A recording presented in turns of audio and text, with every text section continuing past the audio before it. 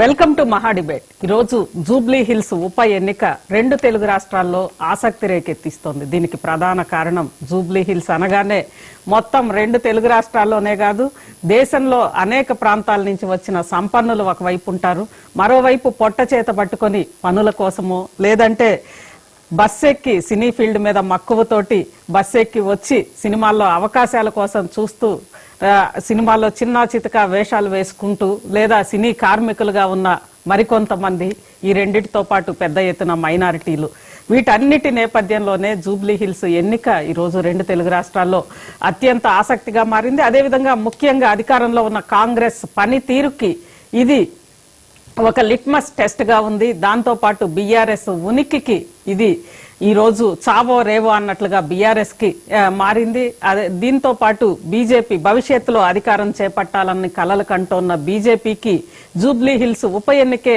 BJP కలలకి ప్రాతిపదిక కానుంది. ఈ నేపథ్యంలో అసలు ఏంటి ముఖ్యంగా జూబ్లీ హిల్స్ నియోజకవర్గంలో అన్ని రకాల, ఒకవైపు సంపన్నులు ఉంటారు, అదేవిధంగా నిరుపేదలు ఉంటారు, వారితో పాటు పెద్ద ఎత్తున మైనారిటీ ఓట్ బ్యాంక్ ఉంది. వీటన్నిటితో పాటు 25,000 నుంచి 30,000 వరకు సినీ ఫీల్డ్ కు సంబంధించిన 24 క్రాఫ్ట్స్ కు సంబంధించి వివిధ విభాగాల్లో పనిచేసే సినీ కార్మికులు 30,000 మంది ఉన్నారు. ఈ 30,000 మందే జూబ్లీ హిల్స్ గెలుపుని డిసైడ్ చేయనున్నారా అనేది ఈ రోజు చర్చిద్దాం. ముఖ్యంగా ఇదే అంశానికి సంబంధించి ఏఐసిసి కాంగ్రెస్ సంబంధించి ఏఐసిసి నాయకులు నుమాన్ గారు ఉన్నారు, వారితో పాటు బీజేపీ అధికార ప్రతినిధి రవికుమార్ గారు, అదేవిధంగా బీఆర్ఎస్ కు సంబంధించి మాజీ ఎమ్మెల్యే బొల్లం మల్లయ్య యాదవ్ గారు, వీరితో పాటు సినీ కార్మిక సంఘాల నాయకులు కస్తూరి శ్రీనివాస్ గారు ఉన్నారు, అదేవిధంగా సినీ యాక్ట్రెస్ హేమ గారు ఉన్నారు. ముందుగా నుమాన్ గారితో మాట్లాడతాం. నుమాన్ గారు నమస్తే అండి. నుమాన్ గారు, ఒకటి కాంగ్రెస్ కి సంబంధించి రేవంత్ రెడ్డి అధికారంలోకి రాగానే ఫస్ట్ టచ్ చేసింది సినీ రంగాన్ని, ఒక సినీ హీరోని అరెస్ట్ చేయడము. ఎందుకంటే సినీ హీరో అంటే కేవలం హీరోనే కాదు, మొత్తం సినిమా చుట్టూ ముడిపడి ఉన్న అనేక జీవితాలు అందులో ఉంటాయి. ఆ నేపథ్యంలో సినిమా పట్ల చాలా నెగిటివ్ గా వ్యవహరిస్తున్నారు రేవంత్ రెడ్డి గారు అన్న ఫీలింగ్ వచ్చింది. ఆ ఫీలింగ్ ఉన్న పరిస్థితుల్లో ఈ రోజు జూబ్లీ హిల్స్ మొత్తంలో కూడా గెలుపోటముల్ని నిర్ణయించేది ప్రధానంగా సినీ పరిశ్రమ కూడా ఉంది. అందులో ఏంటి సినీ ఫీల్డ్ కి సంబంధించి ఆ ఓట్ బ్యాంక్ మీకు పడుతుందంటారా? Very good evening to you as well as all the fellow panel members and viewers. So ఏదైతే మీరు ఈ జూబ్లీ హిల్స్ బై ఎలక్షన్ గురించి మాట్లాడుతున్నారో, ఇది ఒక బై ఎలక్షన్ మాత్రమే. బై ఎలక్షన్లో యూజువల్గా మనం చూసుకుంటే గత ప్రభుత్వంలో ఉన్నప్పుడు కూడా సరే, ఆ ముందు ప్రభుత్వంలో ఉన్నా సరే, ప్రతిసారి బై ఎలక్షన్ అనేటప్పుడు లోకల్ ఇష్యూస్ మీద మనం చూసుకోవాల్సి ఉంటుంది. లోకల్ సివిక్ ఇష్యూస్ ఏమైతే ఉన్నాయో వాటికి ఆధారంగా అక్కడ అడ్మినిస్ట్రేషన్ ఇష్యూస్ ఏమైనా ఉంటే వాటికి ఆధారంగా ప్రజలు ఓట్లు వేస్తూ ఉంటారు. ఈ రోజు ఇక్కడ జరిగినటువంటి ఎలక్షన్ మాగంటి గోపీనాథ్ గారు వారు చనిపోయిన తర్వాత వచ్చినటువంటి ఎలక్షన్. ఈ ఎలక్షన్ కి ప్రధానమైన అంశాలు నా దృష్టిలో, నేను ఇక్కడ గత కొద్ది రోజులుగా నేను తిరుగుతున్నప్పుడు, గ్రౌండ్ లెవెల్లో తిరుగుతున్నప్పుడు నాకు అర్థమైంది ఇక్కడ డెవలప్మెంట్ అనేది కుంటపడిపోయింది. ఇక్కడ డెవలప్మెంట్ లేదు. వారి ఇల్ హెల్త్ కారణంగా, వారు హెల్త్ బాగాలేదు అని చెప్పేసి వారికి తెలిసినప్పుడు కూడా కల్వకుట్ల చంద్రశేఖరరావు గారు వారి క్యాండిడేట్ ని మార్చాల్సింది పోయి మేము ఎక్కడ ఓడిపోతామో అని చెప్పేసి మళ్ళీ అదే క్యాండిడేట్ ని కంటిన్యూ చేయడం జరిగింది. వారు ఆ క్యాంపెయిన్ లో కూడా 2023 క్యాంపెయిన్ గురించి నేను మాట్లాడుతున్నాను. వారు ఇల్ హెల్త్ ఉన్నా సరే, అనారోగ్యంగా ఉన్నా సరే, వారు కాన్స్టిట్యుయెన్సీలో ఎక్కడ తిరగలేనటువంటి పరిస్థితి ఉన్నా సరే వారు ఆ క్యాండిడేట్ ని కంటిన్యూ చేశారు. ఎందుకు అంటే వారికి స్వార్థ రాజకీయాల కోసం వారి పార్టీలో ఒక ఎమ్మెల్యే గెలిపించుకోవాలనే ఉద్దేశంతో మా క్యాండిడేట్ ఆ టైంలో ఒక్క విషయం నుమాన్ గారు, అంటే ఇల్ హెల్త్ తోటి తిరగలేని పరిస్థితుల్లో కూడా ఇంట్లో ఉంటే కూడా రాష్ట్రం అంతా కూడా కాంగ్రెస్ ఫీవర్ వచ్చిన ఆ టైంలో జూబ్లీ హిల్స్ నుంచి బీఆర్ఎస్ గెలిచిందంటే జూబ్లీ హిల్స్ అనేది బీఆర్ఎస్ కి ఖచ్చితంగా గెలుపు గ్యారంటీ నియోజకవర్గంగా మనం భావించాలి. నేను అలా చూడడం లేదండి. నేను ఎందుకు చూస్తున్నాను అని అంటే, ఇక్కడ గ్రేటర్ హైదరాబాద్ లో ఉన్నటువంటి 24 అసెంబ్లీ కాన్స్టిట్యుయెన్సీస్ లో ఒక్క నియోజకవర్గం ఇబ్రహీంపట్నంలో మేము గెలిచాము. మిగతా అన్ని బీఆర్ఎస్, 7 ఎంఐఎం, 1 బీజేపీ, మిగతా మొత్తం బీఆర్ఎస్ గెలిచారు. అంటే మనకేం అర్థం అవుతుంది అని అంటే, అర్బన్ ఓటర్స్ ఏదైతే మేము 6 గ్యారెంటీలు ఇచ్చామో, 6 గ్యారెంటీలో ఏదైతే మేము కాంగ్రెస్ పార్టీకి అనుకూలంగా ఓటు కింద మేము మార్చుకోగలిగామో, ఇక్కడ అర్బన్ ఓటర్స్ వారు ఓటు ఇయ్యలేదు అని చెప్పేసి నేను భావిస్తున్నాను. నేనేమంటున్నానంటే, మాగంటి గోపీనాథ్ గారు వారు బాలేదు హెల్త్ అని చెప్పేసి వారికి తెలిసినప్పుడు వారి నైతిక బాధ్యత అక్కడ ఒక మంచి క్యాండిడేట్ ని రిప్లేస్ చేయడము, వారు మా పార్టీ నుంచి వెళ్ళేటువంటి అక్కడ ఓటమికి గల కారణాలు నేను చెప్తాను. ఈ జూబ్లీ హిల్స్ స్పెసిఫిక్ గా నేను మాట్లాడుతున్నానండి. 80,000 ఓట్లు ఇక్కడ వీళ్ళకి బీఆర్ఎస్ కి వస్తాయండి. 24,212 ఓట్లు మా కేండిడేట్ అయినటువంటి మొహమ్మద్ అజరుద్దీన్ గారికి వస్తాయండి. మిగతాది 25,000 ఓట్లు బీజేపీకి వస్తాయండి. 8,000 ఓట్లు ఎంఐఎంకి వస్తాయండి. ఇది మేజర్ గా మనం చూసుకోవాలా. ఎలా వచ్చేయండి ఈ ఓట్లు ఏదైతే నేను చెప్పానో, ఒక గ్యారంటీల గురించి నేను ఏదైతే మాట్లాడానో అర్బన్ ఓటర్స్, అది ఆల్ ఓవర్ గ్రేటర్ హైదరాబాద్ గురించి ఒక ఫ్యాక్టర్ నేను మీకు చెప్పాను. ఇంకో ఫ్యాక్టర్ మీరు చూసుకుంటే, ఇక్కడ మా క్యాండిడేట్ ని లాస్ట్ మినిట్ లో మేము డిక్లేర్ చేయడం జరిగింది, లాస్ట్ లిస్ట్ లో డిక్లేర్ చేయడం జరిగింది. ఆయనకి సఫిషియెంట్ టైం లేకపోవడం వల్ల, ఆయన కాన్స్టిట్యూన్సీ చుట్టూ తిరగలేకపోవడం వల్ల మా ఓట్లు అన్ని వేయించుకోలేకపోయామని చెప్పేసి నేను చెప్పదలుచుకున్నాను. రెండో పాయింట్. మూడో పాయింట్, ఎంఐఎం క్యాండిడేట్ కావాలని చెప్పేసి షేక్పేటలో ఉన్నటువంటి వారి అప్పటి కార్పొరేటర్ రాషిద్ ఫరాజ్ ని ఇక్కడ తీసుకొచ్చేసి ఒక క్యాండిడేట్ ని నిలబెట్టి మైనారిటీ ఓట్లని చీల్చే ప్రయత్నం చేశారు వారు. అందుకని 8,000 ఓట్లు అటువైపు వెళ్ళిపోయాయి. కొంతమంది మైనారిటీ ఓటర్లకి బీఆర్ఎస్ కి వేయాలా లేకపోతే కాంగ్రెస్ కి వేయాలా అనే కన్ఫ్యూజన్ ఉండడం వల్ల వారు కాంగ్రెస్ కి కన్సాలిడేట్ గా వేయలేకపోయారు. ఇది 4వ రీజన్. అందువల్ల ఆయన స్వల్ప తేడా అని నేను చెప్తున్నాను. 16,000 ఓట్ల తేడాతో ఆయన గెలిచినారు. ఇన్ని ఫ్యాక్టర్లు ఉన్నా సరే. ఇప్పుడు మనం let us come back to where we are today. ఇప్పుడు మనం చూసుకుంటే పార్లమెంట్ ఎలక్షన్స్ మధ్యలో వచ్చాయండి. పార్లమెంట్ ఎలక్షన్స్ వచ్చినప్పుడు మీరు ఒక్కసారి ఓట్ పర్సెంటేజ్ మీరు చూడండి. 37% ఓట్ పర్సెంటేజ్ ఉన్నటువంటి బీఆర్ఎస్ ఓట్ పర్సెంటేజ్ అసెంబ్లీలో 6 నెలల తర్వాత వారి ఓట్ పర్సెంటేజ్ కేవలం 15% వరకే వారికి వస్తుంది. అంటే 22% ఓటర్లు బీజేపీకి మూవ్ అయిపోయినారు. ఎందుకు మూవ్ అయినారు అనండి, వారు బీఆర్ఎస్ మీద నమ్మకం సన్నగిల్లింది. అందుకనే వారికి గుండు 0 ఎంపీలు వచ్చాయని చెప్పేసి నేను చెప్తున్నాను. అదే రకంగా మన కథనాలు ప్రధానంగా సినీ ఓట్లు అంటే మేము సినిమా ఓట్లు అనేది ఎస్, ఇక్కడ చాలా జూనియర్ ఆర్టిస్టులు ఉంటారు. కృష్ణానగర్ లాంటి ఏరియాస్ మీరు తీసుకుంటే, అండ్ వెంకటరావు నగర్ లో కూడా కొంతమంది ఉన్నారు, గాయత్రి హిల్స్ లో కొంతమంది ఉన్నారు. ఈ ఓటర్లు అనే పెద్ద పెద్ద హీరోలు కూడా ఇక్కడే ఉన్నారు. 100% producers, directors and artist, fighters and what not, right. నేనేమంటున్నాను అని అంటే, మేము గత 22 నెలలుగా మేము ఏ రోజు కూడా వారికి ఇబ్బంది కలిగించే కార్యక్రమం మేము చేయలేదు. చేయకపోగా మేము వారికి కావాల్సినటువంటి అన్ని వసతులు, వనరులు మేము సమకూరుస్తున్నాం. మేము దిల్ రాజు గారు వారితో మా ప్రభుత్వం నుంచి వారిని అపాయింట్ చేసుకుని, దిల్ రాజు గారు ఈజ్ రిప్రజెంటింగ్ దర్ బాడీ. ఆ బాడీని రిప్రజెంట్ చేస్తూ వారికి ఉన్నటువంటి సమస్యలను మా దగ్గర తీసుకొచ్చేసేసి రిప్రజెంటేషన్ చేసి సాల్వ్ చేసుకుంటున్నాం. ఏదైతే మీరు ఇన్సిడెంట్ గురించి మాట్లాడుతున్నారో, ఒక ప్రముఖ హీరో గురించి మీరు ఏదైతే మాట్లాడుతున్నారో, ఇన్సిడెంట్స్ అనేది జరుగుతూ ఉంటాయండి. బెంగళూరులో కూడా మీరు చూసుకుంటే ఒక్క ఫైనల్ ఐపీఎల్ ఫైనల్ అయినప్పుడు కూడా అక్కడ స్టాంపీడ్ జరిగింది. కానీ హీరోని అరెస్ట్ చేశారు కదా, అది negative. Essentially law will act as per it's లా అండి. మనం దానికి మేము చేయాల్సింది ఏం ఉండదు అండి. నేను ఒకటే, అలా చూసుకుంటే వారి మామయ్య గారు మా పార్టీ నేత అండి. నేను వారి మామయ్య గారు, సొంత మామయ్య గారు, స్నేహ గారి ఫాదర్ ఈజ్ ఆ పార్టీ లీడర్. మేము అలా కాదు కదండి. గవర్నమెంట్ చట్టపరంగా ఏ రకంగా తీసుకోవాలో ఆ రకంగా యాక్షన్ తీసుకుంటుంది. నేను ఒకటే మాట చెప్పదలుచుకుంటున్నాను. ఆ రకంగా కూడా మీరు సినిమా గురించి మీరు మాట్లాడుతున్నందుకు నాకు ఇంకో యాడ్ పాయింట్ నేను చెప్తున్నాను. మా క్యాండిడేట్ అయినటువంటి వల్లాల నవీన్ యాదవ్ గారి ఫాదర్ శ్రీశైలం యాదవ్ గారు ఈ రోజు కాదండి, వారు దాదాపు 30 సంవత్సరాల నుంచి చిన్న ప్రొడ్యూసర్స్ కానివ్వండి, చిన్న రైటర్స్ కానివ్వండి, వారికి అనేక రకాలుగా సేవా కార్యక్రమాలు చేస్తూ ఉన్నారు. వారి అసోసియేషన్ కి వారి ప్రెసిడెంట్ గా కూడా చాలా సంవత్సరాలు ఉన్నారు. వారికి ఇప్పుడు కాదండి, చాలా సంవత్సరాల నుంచి వారికి అనుబంధం అనేది ఉంది. ఈ రోజు కూడా, ఈ రోజు ఎలక్షన్స్ ని ఒక్కసారి పక్కన పెడదాం. మనం ఎలక్షన్స్ పక్కన పెడితే మీరు అక్కడికి వెళ్తే యూసుఫ్ కూడా చెక్ పోస్ట్ లో వారి ఆఫీస్ లో మీకు దాదాపు 40 to 50% సినిమా వాళ్ళే మీరు అక్కడ కనబడుతూ ఉంటారండి. ఎందుకు అంటే వారు ఆ క్యాండిడేట్ తో, ఆ క్యాండిడేట్ యొక్క ఫాదర్ తో, వారి ఫ్యామిలీతో వారికి ఒక అనుబంధం ఏర్పడిందండి. నేను బలంగా విశ్వసిస్తున్నా. సినీ ఇండస్ట్రీ వారందరూ మాకు ఓట్లు వేస్తారు అని చెప్పేసి 30,000 ఓట్లు ఏదైతే తమరు చెప్పారో, ఒకవేళ 60% ఓటింగ్ అయితే 18,000 ఓట్లు జరుగుతాయి. 18,000లో మాకు 15 నుంచి 16,000 ఓట్లు మాకు వస్తాయని చెప్పేసి నేను బలంగా విశ్వసిస్తున్నా. మల్లా యాదవ్ గారు ఉన్నారు, బీఆర్ఎస్ నుంచి మాజీ ఎమ్మెల్యే. మల్లా యాదవ్ గారు నమస్తే అండి. నమస్కారం అండి. ఎస్, ఈ రోజు మనం ఇంతకు ముందు ఇంట్రోలో కూడా చెప్పుకున్నాం, 2 తెలుగు రాష్ట్రాల్లో అత్యంత ఆసక్తి కలిగిస్తున్న ఎన్నిక జూబ్లీ హిల్స్ ఉప ఎన్నిక. ఇక్కడ ప్రధానంగా రకరకాల ఫ్యాక్టర్స్ తో పాటు గెలుపోటములకి లేదా ఎలక్షన్ కి గేమ్ చేంజర్ గా సినీ ఫీల్డ్ కూడా ఉంది. ఎందుకంటే 30,000 ఓట్లు, 25,000 నుంచి 30,000 ఓట్లు ముఖ్యంగా సినీ ఫీల్డ్ కు సంబంధించి ఉన్నాయి. అదేవిధంగా ఇన్ఫ్లుయెన్సర్స్ లైక్ సినిమా హీరోలు గాని, బడా బడా ప్రొడ్యూసర్స్ గాని అందరూ కూడా ఇక్కడే ఉన్నారు. ఆ నేపథ్యంలో సినిమా ఓటు ఎటు, ఎందుకంటే సినిమా ఓటు గెలుపోటముల్ని నిర్ధారిస్తుంది, నిర్దేశిస్తోంది. కాబట్టి ఏంటి మీకు పడుతుంది అనుకుంటున్నారా? మల్లా యాదవ్ గారు సినిమా ఓటు మాకే అనేది న్యూమాన్ గారు అంటున్నారు, మీరేమంటారు? ఈ రోజు అన్ని వర్గాల ప్రజలు కూడా బీఆర్ఎస్ వైపే చూస్తున్నారండి.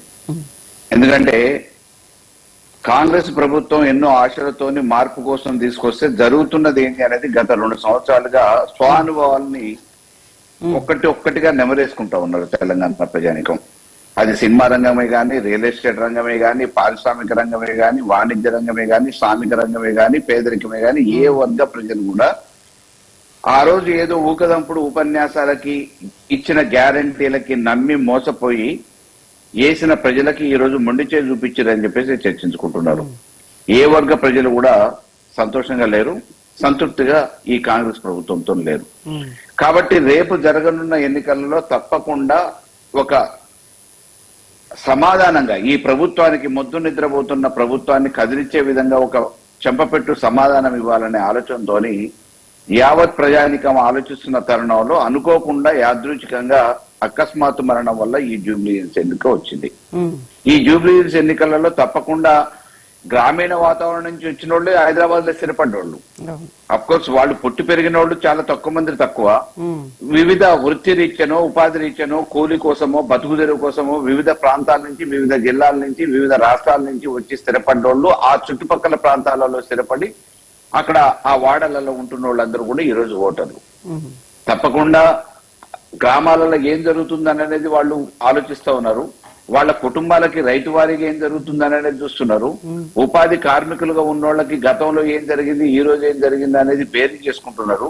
గత 10 సంవత్సరాలలో తెలంగాణ ప్రభుత్వం చేసిన పథకాలు ఏంటి, అమలైన పథకాలు ఏంటి, ఈ రోజు ఇస్తా అన్న హామీలకు మోసపోయి ఓట్లేసిన ప్రజలకి అమలు చేస్తున్న పథకాలు ఈ కాంగ్రెస్ సర్కార్ ఏంది అని అనేది ఒకసారి బేరీ చేసుకున్నప్పుడు 100% ఏ పథకం కూడా అమలు కాలేదు, మాకు ఆ లబ్ధి జరగలేదు అని చెప్పేసి వాళ్ళు స్వచ్ఛందంగా ప్రజలే ఈ రోజు చెప్పుకుంటున్న సందర్భాన్ని చూస్తూ ఉన్నాం. కాబట్టి ఏ రంగమైనా, అది సినిమా రంగం కానివ్వండి, ఆడ ఉన్న వాణిజ్య రంగం కానివ్వండి, శ్రామిక రంగం కానివ్వండి, ఎందుకంటే జూబ్లీ హిల్స్ పేరుకి గాని దాదాపుగా ఎక్కువ స్లమ్స్ ఉన్నాయి అక్కడ.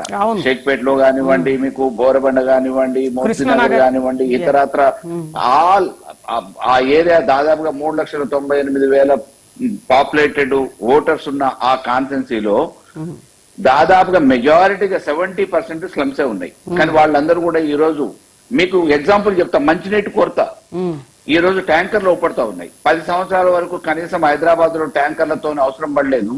ఈ రోజు ఏ సమ్మర్ వచ్చినా, సమ్మర్ లేకపోయినా కానీ ట్యాంకర్లు తెచ్చుకొని ట్యాంకర్లతో నీళ్లు నింపుకునే పరిస్థితి ఏర్పడ్డది. ఈ బోరబండ ఏరియాలో కానివ్వండి, ఇతరాత్ర ఏరియాలలో కానివ్వండి, ఆ ఎర్రగడ్డలో కానివ్వండి, ఏ ఏరియాలో చూసినా కానీ ఒక రోజు వస్తే 2వ రోజు నీళ్లు రావు. నీళ్లు వచ్చినప్పుడు 1-2 గంటలు వస్తే ఎక్కడికక్కడ జగ్గులు మగ్గులు పట్టుకొని డ్రమ్ములలో నీళ్లు నింపుకొని పొదుపుగా వాడుకునే పరిస్థితి వచ్చేసింది.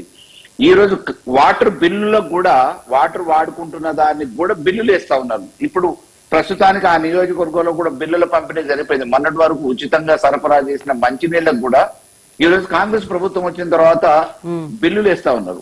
200 యూనిట్ల వరకు మామూలుగా ఉచిత విద్యుత్ అని అన్నారు.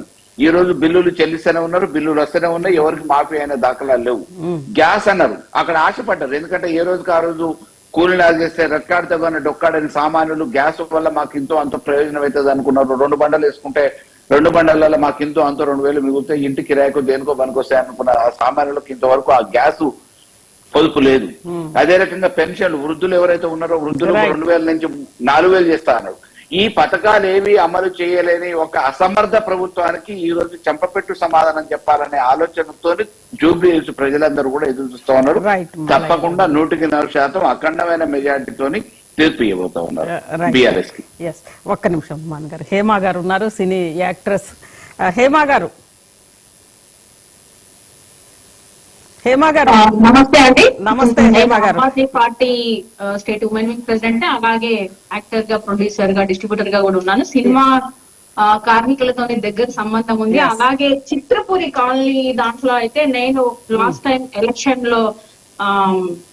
కంటెస్ట్ చేశాను రాజేంద్ర నగర్ నుంచి. సో చిత్రపూరి కాలనీలో వచ్చేసి నేను ప్రతి డోర్ టు డోర్ తిరగడం కూడా జరిగింది. అక్కడ మోస్ట్లీ చూసుకుంటే చిత్రపూరి కాలనీలో ఉన్న సినిమా కార్మికులు ఎవరికైతే ఇల్లు ఇవ్వాల్సిందో వాళ్ళందరూ వచ్చేసి ఇప్పుడు జూబ్లీస్ దాంట్లోనే కాన్స్టిట్యున్సీ లోనే ఉన్నారు.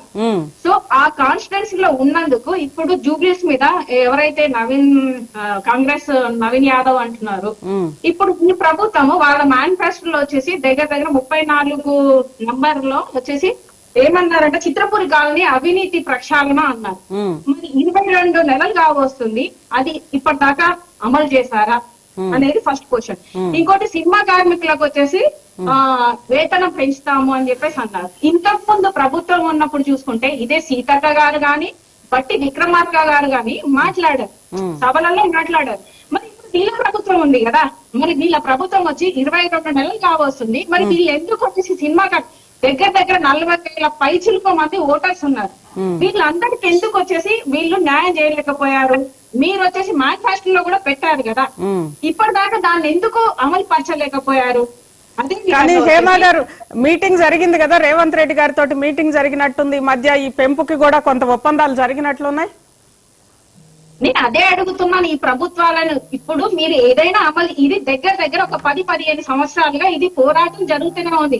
ఎవరికైనా గూడు నీడ అనేది అవసరం కదా. సో దాంట్లోనే ఇన్ని సంవత్సరాలుగా జరుగుతున్న ఒక 40,000 పై చిలుకున్న చిత్ర కార్మికులకు వాళ్ళు వచ్చేసి 24 క్రాఫ్ట్స్ లో కొంతమంది 20 క్రాఫ్ట్స్ వరకు ఎలా ఉంటదంటే చాలా లో పీపుల్స్ ఉంటారు, వాళ్ళకి అక్కడ ఇల్లు ఇవ్వాలని చెప్పేసి ప్రభాకర్ గారు దాన్ని గవర్నమెంట్ నుంచి పోరాడుతూ వచ్చినా గానీ మరి ఇదే ప్రభుత్వం వచ్చేసి బట్టి విక్రమార్క గారు వేరే ప్రభుత్వం ఉన్నప్పుడు కొట్లాడారు, సీతక్క కొట్లాడింది. ఇప్పుడు మీ చేతిలోనే ఉంది కదా, మీరు ఎందుకు చేయలేకపోతున్నారు? రోజు అన్ని కొలగొట్టామన్నారు, అది కొంతవరకే జరిగింది.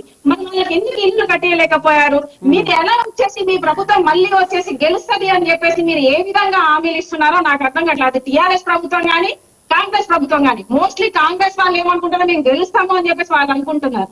ఖచ్చితంగా నేను ఒకటే అడుగుతున్నా, ఈసారి మా కార్మికులు, సినిమా కార్మికులు మాత్రం 40,000 సిలుకులు ఉన్న వాళ్ళు, అంటే 40,000 మంది ఉన్న మేమందరం ఒకటే అనుకుంటున్నాము. ఏంటి అంటే మేము 100 పేపర్ బాండ్ పేపర్ మీద మీరు మాకు ఈ ఇల్లు ఇప్పిస్తారు, మా సమస్యలు మా వేతనాలన్నీ మీరు నెరవేరుస్తారని చెప్పేసి మీరు సంతకం పెట్టి, ఒకవేళ నెరవేర్చకపోతే మీరు రాజీనామా చేయాలి అన్నట్టుగానే ఒక్కరు ఓటేయాలి. బాండ్ పేపర్ మీద రాసి ఇవ్వాలంటారు. ఖచ్చితంగా 100 బాండ్ పేపర్ రాశారు. ఎందుకంటే వీళ్ళ మీద నమ్మకం లేదు. ఎందుకంటే ప్రతిసారి ఎలా అంటే ప్రతి రాజకీయ నాయకుడు వస్తాడు, మేము ఏదో చేస్తాము అని చెప్పి మేనిఫెస్టోలో చెప్తారు, మళ్ళీ వెళ్తారు. ఇది 10-15 సంవత్సరాలుగా నడుస్తూనే ఉంది. దీనికి ఒకటే కోరుకునేది, బాండ్ పేపర్ మీద రాయండి, మీరు ఖచ్చితంగా మీకు ఏదైతే అనుకున్నామో మీకు ఆ ఇల్లులు కానీ వేతనాలు కానీ పెంచుతామని చెప్పేసి అదొకటి ఖచ్చితంగా అడగాలని చెప్పేసి ప్రతి ఒక్క కార్మికులను, సినిమా కార్మికులను కోరుతున్నాం. అలాగే ఒకవేళ వాళ్ళు చెయ్యని పక్షాన రాజీనామా చేయాలి. సెకండ్ పాయింట్ ఏంటంటే మాకు ఒకటి ఓట్లలో మేము అనుకోవాల్సింది నోటకేయండి. ఖచ్చితంగా ఈ ప్రభుత్వాలు ఏమి చేతగాని ప్రభుత్వాలు అని చెప్పేసి అది కోరుకోవడానికి మనకి అది యూజ్ చేసుకోవాలి. నోటకైనా యూజ్ చేసేసి ఈ రాజకీయ నాయకులు ఎవరైతే ఏంటిది మాట ఇచ్చి మాట తప్పుతున్నారో వాళ్ళందరికీ బుద్ధి రావాలి అని చెప్పేసి నేను కోరుకుంటున్నాను. ఇది ఒక్కటే ప్రజెంట్ అయితే మా కార్మికులందరికి. ఎందుకంటే 10-15 సంవత్సరాలుగా పోరాడుతూనే ఉన్నారు కానీ ఇప్పటిదాకా ఏంటంటే జూబ్లీస్ ఎలక్షన్లలో అది చూసుకుంటే ఇప్పటిదాకా అక్కడ డెవలప్మెంట్ లేదు. ఎవరైతే అక్కడ ఇప్పుడు కృష్ణానగర్, బోరబండ అండ్ అక్కడ ఉన్న ఇప్పుడు ఏదైతే ఉన్నదో రేమత్ నగర్ కానీ వాటి కృష్ణానగర్, ఇదంతా వచ్చేసి చాలా సినిమా కార్మికులు లో వాళ్ళు ఉంటారు.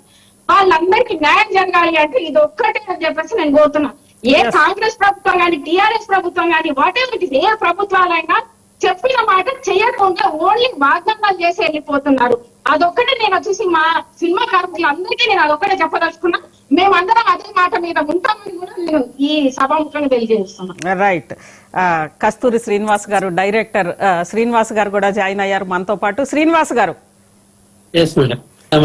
ఎస్ శ్రీనివాస్ గారు, ఈ రోజు ప్రధానంగా చర్చ, ఎందుకంటే జూబ్లీ హిల్స్ లో ఎలక్షన్ హీట్ వచ్చింది, అన్ని వర్గాలకు సంబంధించి కూడా అందరూ మాట్లాడుతున్నారు. కానీ సైలెంట్ గా 41,000 మంది సినీ కార్మికులు ఉన్నారు.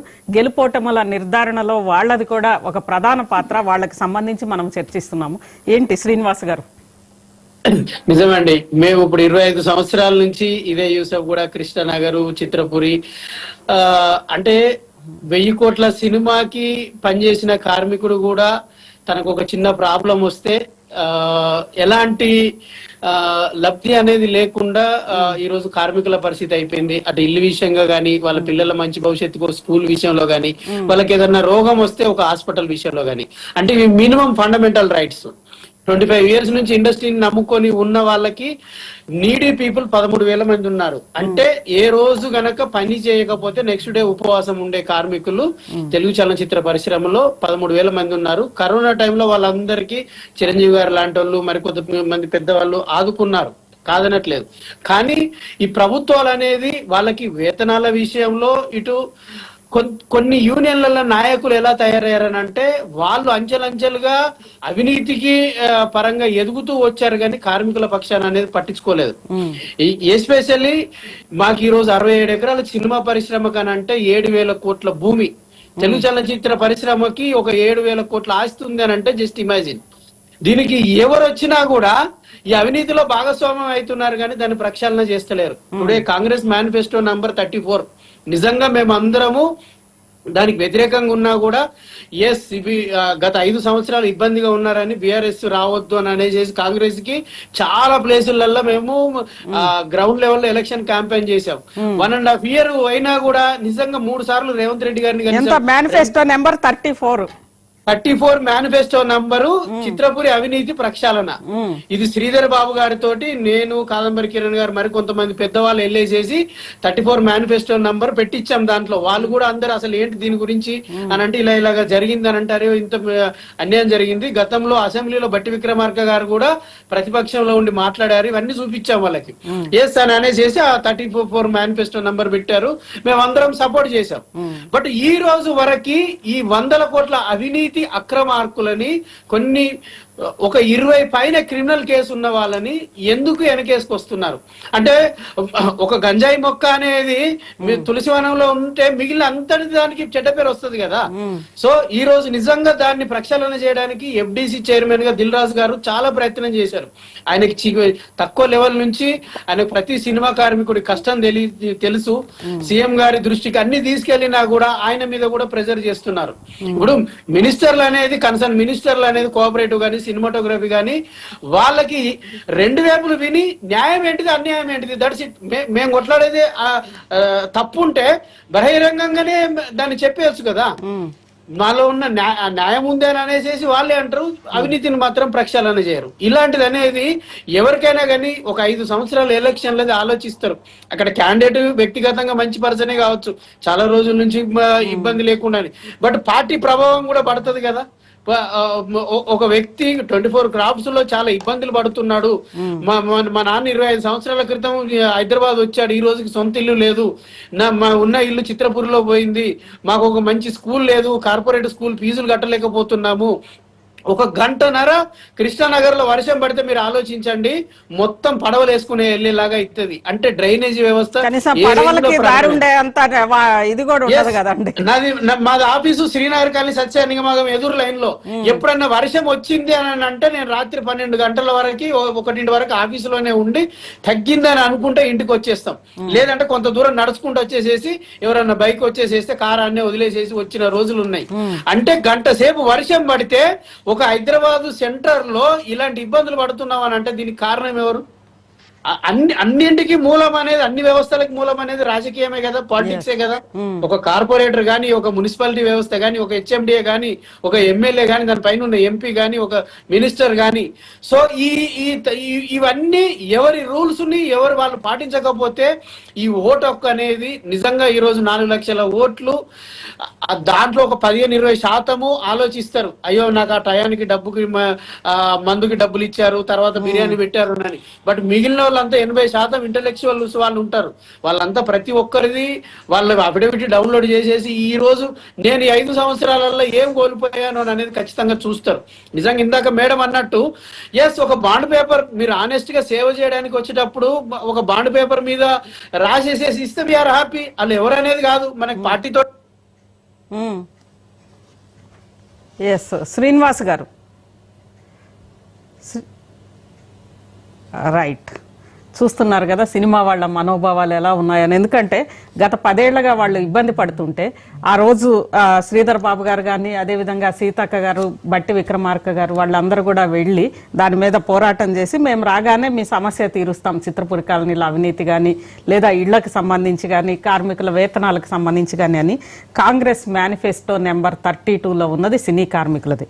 ఈరోజు 40,000 మంది కార్మికులు మేము నోటాకేస్తాము, 22 నెలలైనా కానీ దానికి సంబంధించి చేయలేదు అని అంటున్నారు. ఏంటి దాని మీద? మేము అధికారంలో వచ్చి 22 నెలలు మాత్రమే అవుతుంది. 22 నెలల్లో మేము వారిని దగ్గర పిలుచుకొని వారే చెప్పారు, ప్రొడ్యూసర్ గారు, ఐ థింక్ శ్రీనివాస్ గారు అని చెప్పేసి, హీ ఓన్లీ హ్యాస్ సెడ్ మేము శ్రీధర్ బాబు గారి దగ్గరికి వెళ్ళాము, మాట్లాడాము అని చెప్పేసి.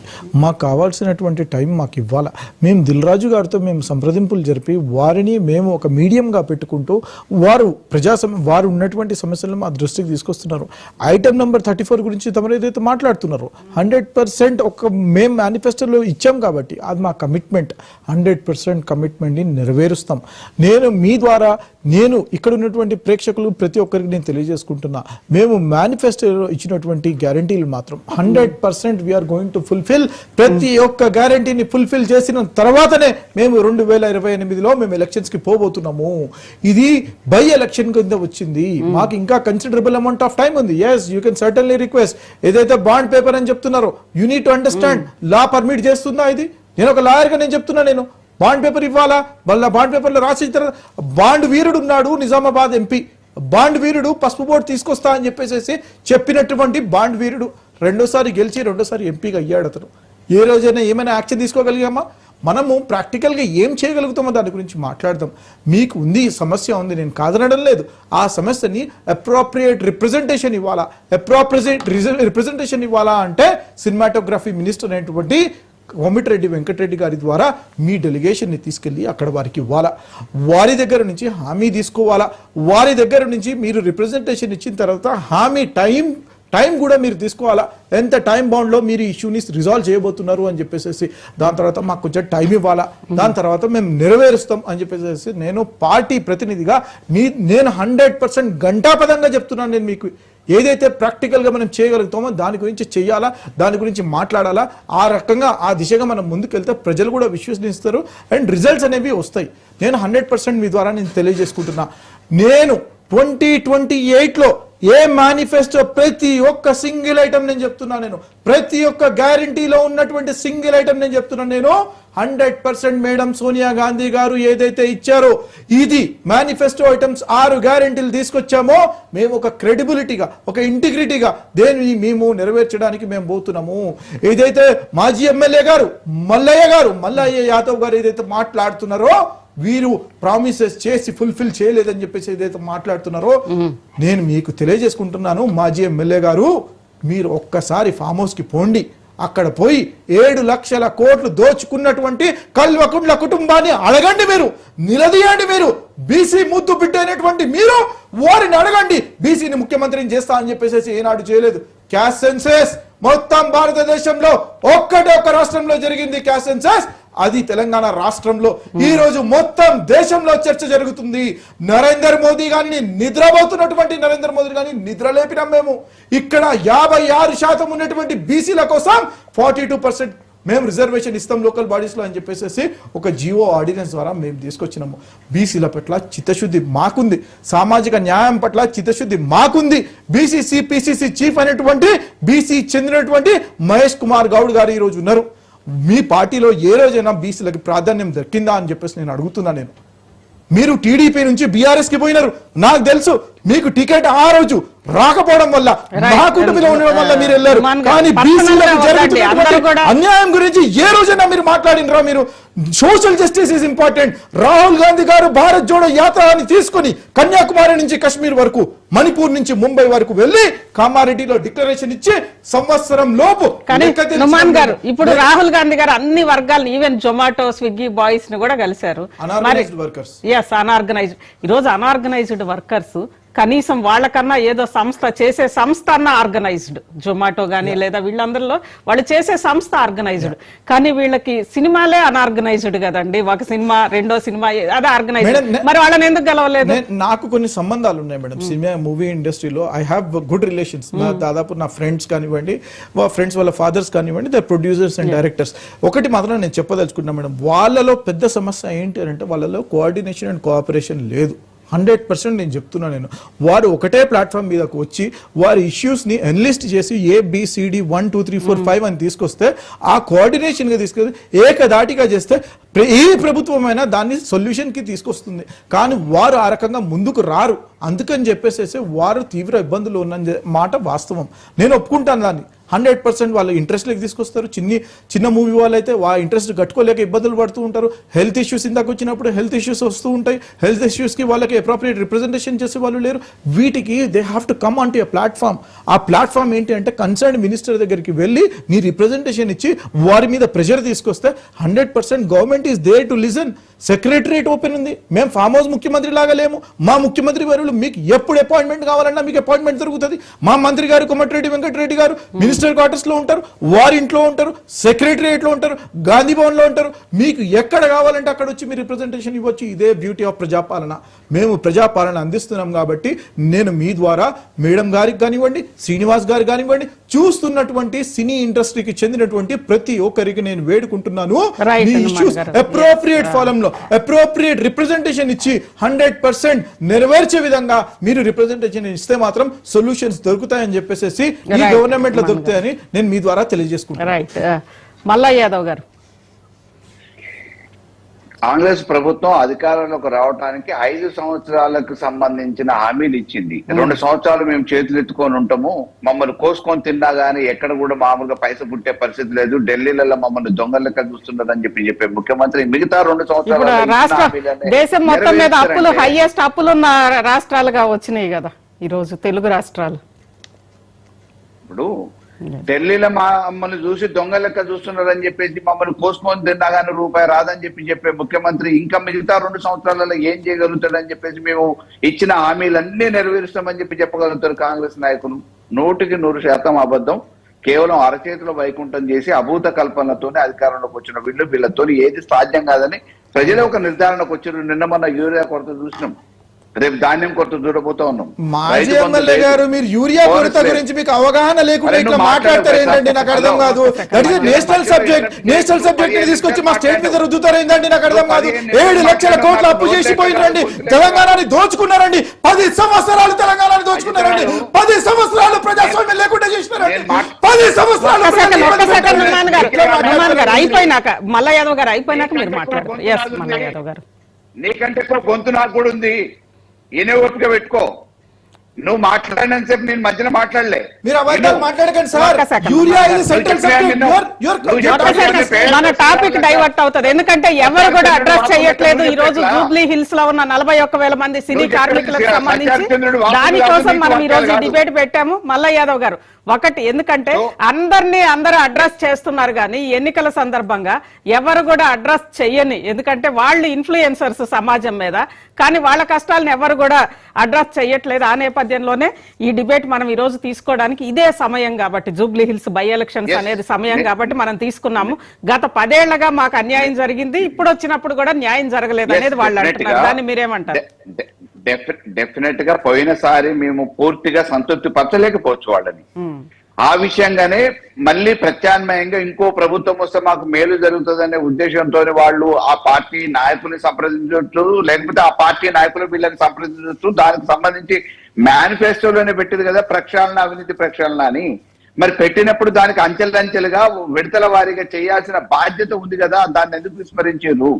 కాబట్టి ఈ రోజు వాళ్ళు అప్పుడన్నా మామూలుగా ఏం జరిగింది, ఇప్పుడు ఏం జరుగుతుంది అనేది ఆలోచించాల్సిన సమయం ఆసన్నమైంది కాబట్టి తప్పకుండా ఆలోచించాలని చెప్పి వాళ్ళని కూడా కోరుతా ఉన్నాం. జూనియర్ ఆర్టిస్టులుగా లేకపోతే వివిధ రంగాలలో అక్కడ సినీ ఇండస్ట్రీకి స్థిరపడ్డ వాళ్ళందరూ కూడా గత ప్రభుత్వంతో పోటీ చేయండి. మేము అన్ని 100% సంతృప్తి పరిచినాము, అన్ని హామీలు నెరవేర్చినాము, మేము చెప్పిన అన్ని చేయగలిగినాము అనేది మేము చెప్పట్లేదు. కొంత లోపం జరిగి ఉండొచ్చు. దానికి మార్పుగానే మామూలుగా పోయినసారి మీరు ఎన్నికలలో ఓట్లు కాంగ్రెస్ కి వేసినా సంపూర్ణంగా మూడోసారిగా గోపీనాథ్ గారు గెలవడం జరిగింది. 3 దఫాలుగా గెలిచింది వారు. అక్కడ మల్లా మామూలుగా యాదవ్ గారు. ప్రభుత్వ పనితీరు Yes, కానీ ఇక్కడ వ్యక్తిగత ఒక చిన్న విషయం మల్లా యాదవ్ గారు, వాళ్ళు సంపూర్ణంగా కాంగ్రెస్ కి వేశారు అని అనేది మనం అనుకోలేము. ఎందుకంటే దివంగత గోపీనాథ్ గారు ఆయన సినీ కార్మికులతోటి ఆయన మమేకమై ఉండేవాళ్ళు, వాళ్ళతోటి ఆయనకి సత్సంబంధాలు ఉండే, ఎప్పుడు ఎక్కడ వాళ్ళకి లోకల్ గా సమస్య వచ్చినా గానీ వాళ్ళు అక్కడ అటెండ్ అయ్యేవాళ్ళు. ఖచ్చితంగా గోపీనాథ్ గారు వేసిరు అన్నట్లే, వేసిరు పూర్తిగా వాళ్ళు వేసిరు అన్నట్లే. నేను ఏమంటున్నా అంటే మామూలుగా వాళ్ళు ఒక హామీని కూడా పెట్టించుకోగలిగింది మేనిఫెస్టోలో. ఓకే, మాకు ఇబ్బందికరంగా ఉంది కాబట్టి మీరన్నా వస్తే బాగుంటది అనే ఉద్దేశంతో ఎవరి అభిప్రాయం వాళ్ళకున్నా గానీ వాళ్ళు ఒక యూనియన్ గా ఏర్పడి మిగతా నాయకులతోని ప్రతిపక్ష పార్టీగా ఉన్న అలాంటి కాంగ్రెస్ నాయకులతో మాట్లాడి మేనిఫెస్టోలో కూడా పెట్టించుకోగలిగింది.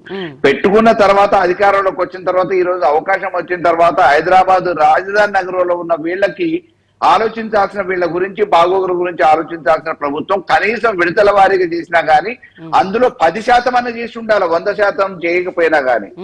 ఏ హామీని నెరవేర్చని మరి ఈ ప్రభుత్వం రేపు ఇంకేదో చేస్తుంది అంటే కూడా నమ్మే పరిస్థితి లేదు. కాబట్టి ఆర్థిక వ్యవస్థ బాగాలేదని అంటున్నారు, కోట్ల రూపాయలు అప్పు చేస్తూనే ఉన్నారు. అభూత కల్పనలతో ఇప్పుడు కూడా ప్రతిపక్షాల మీద బురద జల్లే ప్రయత్నం చేస్తున్నారు.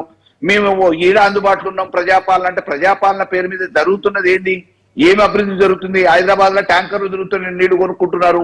హైడ్రా పేరు మీద ఎప్పుడు ఇల్లు దోసేస్తారో తెలియదు, బుల్డోజర్ ఎప్పుడు తిరుగుతుందో తెలియదు. సామాన్యుడు రాత్రిపూట పడుకుంటే పొద్దుపూట ఇల్లు ఉంటుందా, పొద్దున్నే వచ్చి బుల్డోజర్ తిరుగుతుందా అనే సందిగ్ధావస్థలో భయాందోళన మధ్యలో కాలం గడుపుతా ఉన్నాడు.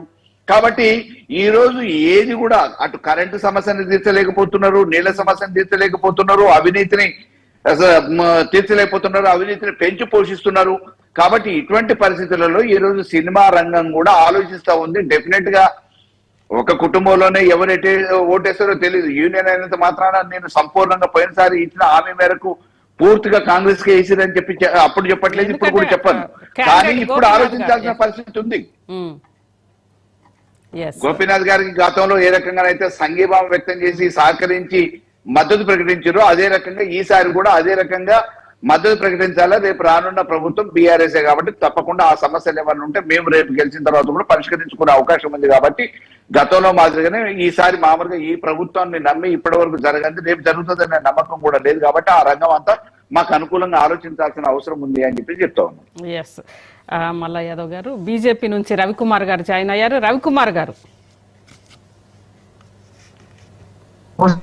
వినిపిస్తోందా? రవికుమార్ గారు మన చర్చ ఈ రోజు క్లియర్ గా ఉందండి. జూబ్లీ హిల్స్ ఎన్నికలకు సంబంధించి ప్రధానంగా అక్కడ ఉన్న 41,000 మంది సినీ కార్మికులకి ఏ పార్టీ, ఏ రాజకీయ పార్టీ కూడా వాళ్ళకి ఏం చెయ్యట్లేదు అని అనేది ఈ రోజు చర్చ జరుగుతోంది. దాని మీద వాళ్లే ఈ రోజు జూబ్లీ హిల్స్ లో వాళ్ళు కూడా ఒక ఇన్ఫ్లుయెన్సర్స్ గా, అంటే గెలుపు ఓటముల్ని నిర్దేశించడంలో వాళ్ళ పాత్ర కూడా ప్రధానంగా ఉండబోతోంది. దాని మీద ఏంటి బీజేపీ ఏమనుకుంటోంది సినీ కార్మికులకు సంబంధించి? అండి, నేను కొంచెం ఆలస్యంగా జాయిన్ అయినందుకు మన్నించండి. ఈటల రాజేందర్ గారి పాదయాత్ర ఉండింది, మా డివిజన్ కొంచెం ఆలస్యమైంది. ఇప్పుడు సినీ కార్మికుల గురించి మాట్లాడుతున్న కాబట్టి సినీ కార్మికుల గురించి చెప్తాను. డివిజన్ ఒక యూసుఫ్గూడ డివిజన్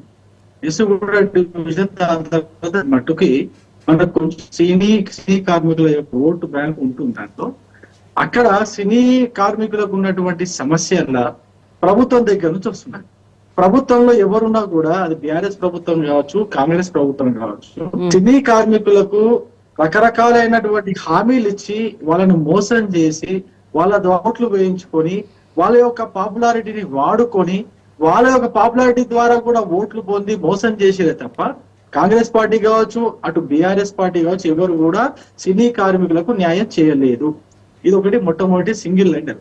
ఇంకో విషయం చెప్తాను, ఇదే కృష్ణానగర్ ఏరియాలో, అదే విధంగా శ్రీనగర్ కాలనీ, వెంకటగిరి ఏరియా, ఈ 3 ఏరియాల్లో సినీ కార్మికులు వాళ్ళ యొక్క స్థాయిని బట్టి అక్కడ కాలనీలో కావచ్చు, బస్తీలో కావచ్చు వాళ్ళు నివాసం ఉంటున్నారు. ఎస్ హేమ గారు రవికుమార్ గారి దగ్గర సిగ్నల్ కొంత వీక్ గా ఉంది, మళ్ళీ జాయిన్ అవుతారు. ఎస్ హేమ గారు. అయితే ఇప్పుడు మన కాంగ్రెస్ ప్రభుత్వం వచ్చేసి హామీలన్నీ నెరవేర్చాము అని చెప్పి చెప్తున్నారు. ఇదే కాంగ్రెస్ ప్రభుత్వం 12 సంవత్సరాల కిందట, ఇప్పుడు అంటే తెలంగాణ కావాలనుకో అని చెప్పేసి తెలంగాణ ఉద్యమాలు చేసి బంగారు తెలంగాణ అని చెప్పేసి కొంతమంది, అంటే మనం అందరం కూడా దానికి వేరే పార్టీకి చూజ్ చేసుకున్నాం. ఇప్పుడు టిఆర్ఎస్ అనుకుందాం. తర్వాత అంతకుముందు అయితే మరి కాంగ్రెస్ ప్రభుత్వం ఉంది కదా, ఈ సమస్య ఇప్పుడు చిత్రపురి కాలనీ అనేది ఈ సమస్య దగ్గర దగ్గర 15 సంవత్సరాలుగా నడుస్తుంది. అంతకుముందు కూడా ఈ ప్రభాకర్ రెడ్డి గారు ఏంటిది విలన్ గారు వచ్చేసి దీని సమస్యల మీద పోరాడుతూ వచ్చారు. తన ల్యాండ్ కూడా 10 ఎకరాలు ఇచ్చాడు. అదే విధంగా సినీ కార్మికులకు కంపల్సరీ కావాలి. ఇది ఎంటర్టైన్ అనేది ప్రతి ఒక్కరి నోట్లో ఉంటుంది, ప్రతి ఒక్క కళ్ళకి కనబడుతుంది. 24 క్రాఫ్ట్స్ లేకపోతే మన సినిమా ప్రపంచం, అది సౌత్ ఇండియాలో హైదరాబాద్, మన తెలుగు అనేది చాలా ఇంపార్టెంట్. బయట కంట్రీలలో కూడా తెలుగు అంత ఇంపార్టెంట్ ఉంది. ఈ కార్మికులకు అనేది మనకు కంపల్సరీ ఇవ్వాలి, ఇల్లు ఇవ్వాలి అన్నట్టుగా తాను వచ్చేసి దాన్ని తీసుకొచ్చారు. కానీ ఈ ప్రభుత్వం ఏమంటుంది, ఇప్పటిదాకా అంటే ఇంతకు ముందు వాళ్ళు ఉన్నప్పుడు కూడా చేయలేదు, ఇప్పుడు ఏదో అన్ని హామీలు నెరవేరుస్తాము అంటున్నారు. ఎక్కడ నెరవేరుస్తున్నారండి? వచ్చి 2 సంవత్సరాలు కావచ్చు, అంటే 22 నెలలు అవుతుంది. వచ్చినాము, ఇంకా కొంచెం టైం ఇవ్వాలి అంటున్నారు. మీరు హైదరాబాద్ చేసేటప్పుడు తెలియలేదా? మరి ఇల్లు కొనగొట్టేటప్పుడు వాళ్ళు ఏ ప్రభుత్వం అంటే జిహెచ్ఎంసీ నుంచి పర్మిషన్ ఇచ్చేటప్పుడు వాళ్ళకి తెలియలేదా? మరి అదే తిరుపతి రెడ్డి గారి ఇల్లు వచ్చేసి హైదరాబాద్ లో ఉంది, మరి ఎందుకు కొనగొట్టలేదు? అవి చెయ్యదు. అలాగే మా ప్రభుత్వం నుంచి ఇప్పుడు ఆమ్ ఆద్మీ పార్టీ నుంచి కాపీ కొట్టారు, ఏది బస్సు అని చెప్పేసి. మరి జెంట్స్ మీద పురుషులకు ఎందుకు పెంచారు? ఏది అమలు చేశారు? మీరు ఎంతసేపు డబ్బులు ఏమంటారు, కానీ మీరు కోట్లు కూడా పెట్టుకోవడానికి మాత్రం మీ దగ్గర డబ్బులు ఉంటాయి. ఆ ప్రభుత్వం వచ్చేసి ప్లస్ లో పెట్టి పోయాము అని చెప్పేసి ఆ ప్రభుత్వం చెప్తుంది. మీరేం చేస్తారు? మా దగ్గర డబ్బులు లేవు అంటున్నారు. ఇప్పుడు ఇంతకు ముందు ఆ సార్ మాట్లాడినట్టుగా యూరియా గురించి మాట్లాడుతున్నారు. యూరియా అనేది సెంట్రల్ ప్రభుత్వం మీద ఎలా పెడతారండి మీరు? యూరియా అనేది కంపల్సరీ స్టేట్ ప్రభుత్వం కూడా బాధ్యత తీసుకోవాలి. మన స్టేట్ లో వచ్చేసి అన్నం లేకపోతే ఎవరు బ్రతుకుతారు? ప్రతి దానికి దాన్ని స్టాక్ చేసుకొని పెట్టుకొని యూరియా అనేది కంపల్సరీ ఇవ్వాల్సిన బాధ్యత రాష్ట్ర ప్రభుత్వాలకు కూడా ఉంటుంది. అది ఆ విధంగా ఎలా మాట్లాడతారు? సెంట్రల్ గవర్నమెంట్ మినిస్టర్లు ఎందుకున్నారు? వ్యవసాయ మంత్రి రైట్. హేమ గారు మనం అంటే ప్రతిరోజు సమస్యల మీద మాట్లాడతాం. ఈ రోజు ఎక్స్క్లూజివ్ గా సినీ కార్మికుల గురించి మనం మాట్లాడుకుందాం. సినిమా రంగానికి ఇప్పుడు 3,000 కోట్ల స్కామ్ అయిందండి. 3,000 కోట్ల స్కామ్ లో వల్లభనేని అనిల్ గారు వచ్చేసి డైరెక్ట్ గా ఏ వీడియో చూసుకున్నా కూడా తలసాని శ్రీనివాస్ యాదవ్ కి 200 కోట్లు ముట్టినాయని చెప్పి చెప్తూ ఉంటాడు. మరి దాని మీద ఇప్పటిదాకా ఎందుకు వచ్చేసి దాన్ని వచ్చేసి తీసుకురాలేదు, బయటికి తీసుకురాలేదు? ఎంత వరకు కోట్లనే ఉన్నాయి. మరి దాని మీద ఎందుకు వచ్చేసి ఎంక్వైరీ వేయలేకపోయారు? వల్లభనేని మళ్ళీ బయటికి ఎందుకు తీసుకొచ్చారు? మరి ఏంటిది ఆంధ్ర నుంచి వచ్చి ఇక్కడ ఏది చిత్ర పరిశ్రమలో వచ్చేసి ఒక ఆఫీస్ బాయ్ ఉన్న ప్రజలు 3,000 కోట్ల స్కామ్ చేస్తుంటే మీరందరూ ఏం చేస్తున్నారు అని చెప్పేసి నేను అడుగుతున్నా ఈ ప్రభుత్వాలను. ఇప్పుడు కోమటిరెడ్డి వెంకటరెడ్డి గారు ఏం చేస్తున్నారు? ఇంతకుముందు తలసాని శ్రీనివాస్ ఉన్నారు,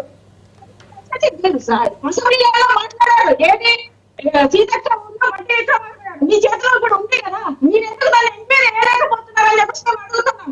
ఇప్పటిదాకా మీరు చేసేదంతా ఊరికే వాగ్దానాలు చేస్తారు, దాన్ని మరుపు కొడతారు తప్ప ఏ ప్రభుత్వం కానీ సినీ కార్మికులకు మీరు ఎల్లబెట్టింది ఏమీ లేదు.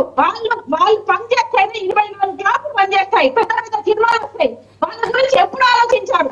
ఎందుకు చేయలేకపోతున్నారు? దాన్ని ఇప్పుడు గద్ద ఆ ప్రభుత్వం పెట్టలేదని చెప్పేసి ఇక్కడ ఊరికొచ్చేసి పెట్టారు. మరి ఎందుకు ఈ సంవత్సరం మీద 3,000 కోట్ల జరిగిందండి? రైట్. హేమ గారు 1 మినిట్ అండి. కొంచెం మీ వాయిస్ డిస్టర్బ్ అవుతోంది. 1 మినిట్. ఎస్ నుమాన్ గారు. మేడం గారు, ఐఎమ్ గ్లాడ్ ఏదైతే మాట్లాడుతున్నారో. నేను నిజంగా హ్యాపీగా ఉన్నాను. మీరు ఈ సబ్జెక్ట్ తీసుకొని కన్ఫైన్ చేస్తూ ఓన్లీ ఒక పర్టికులర్ ఇష్యూ గురించి మీరు మాట్లాడుతున్నారు. వైడ్ వెరైటీ ఆఫ్ ఇష్యూస్ గురించి మీరు మాట్లాడడం లేదు. సినీ పరిశ్రమ ఎందుకంటే మనం రోజు వాళ్ళ గురించి ఎవరు మాట్లాడట్లేదు. ఈ సందర్భంగానన్నా ఈ నియోజకవర్గంలో ఇన్ఫ్లుయెన్సర్స్ గా ఉన్నారు కాబట్టి వాళ్ళ గురించి మనం మాట్లాడాలి. నేను ఐఎమ్ గ్లాడ్ అబౌట్ ఇట్. నేను ఒకటే మాట చెప్తున్నాను, నేను మేడం గారికి మీ ద్వారా నేను తెలియజేసుకుంటున్నాను. ఇందాక కూడా చెప్పాను, మళ్ళా చెప్తున్నాను మేడం మీరు అలా గొంతు చించుకొని అరవడం వల్ల లాభం లేదు. మీరు ఆమ్ ఆద్మీ పార్టీకి విమెన్ ప్రెసిడెంట్ అని చెప్పేసి చెప్పారు.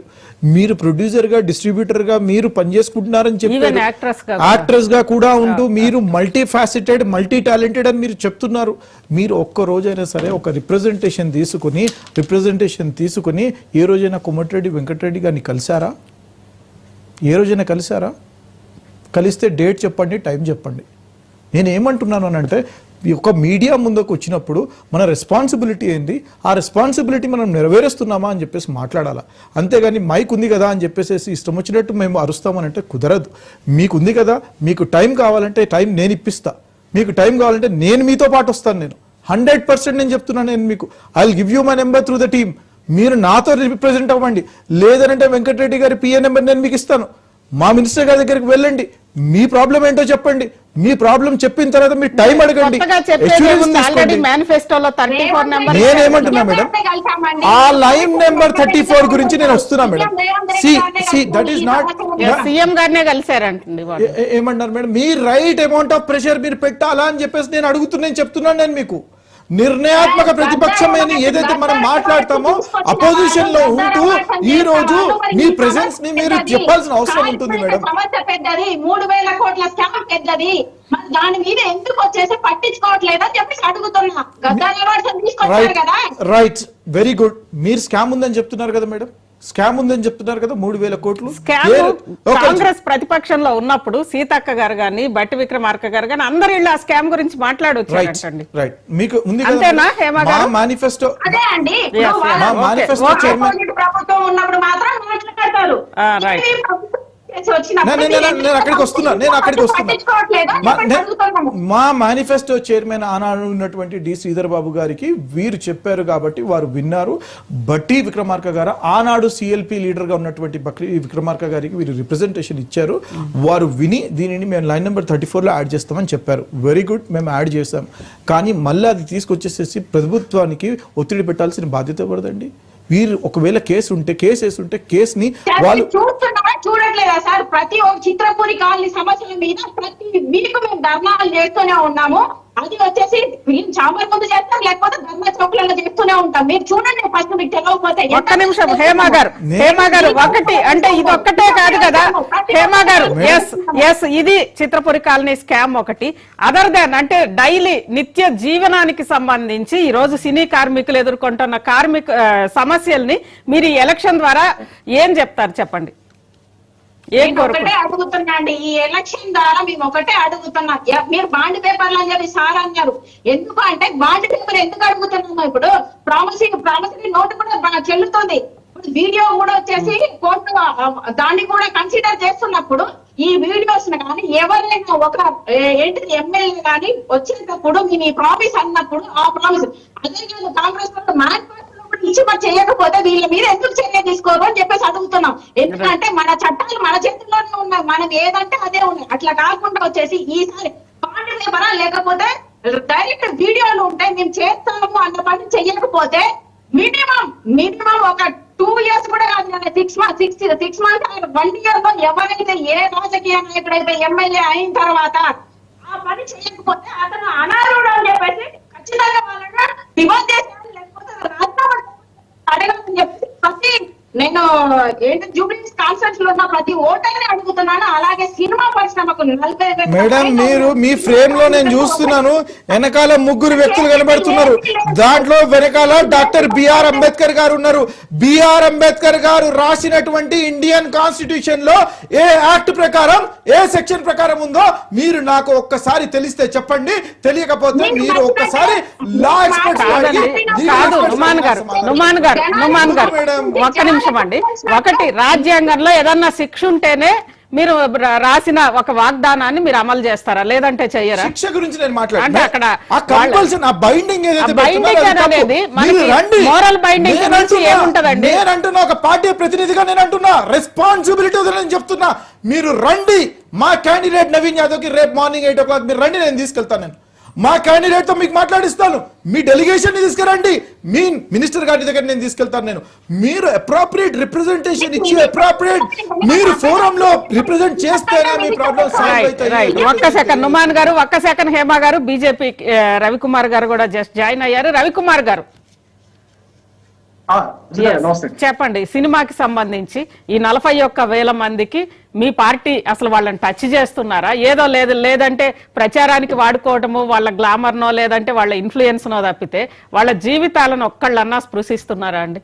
నిత్యం వాళ్ళు సతమతం అవుతా ఒక రోజు ఇంటి నుంచి బయటకు వచ్చారంటే కనీసం ఆ రోజు వాళ్ళకి ఏమంటారు ఒక లైవ్లీహుడ్ ఉపాధి ఉందో లేదో తెలియని పరిస్థితి.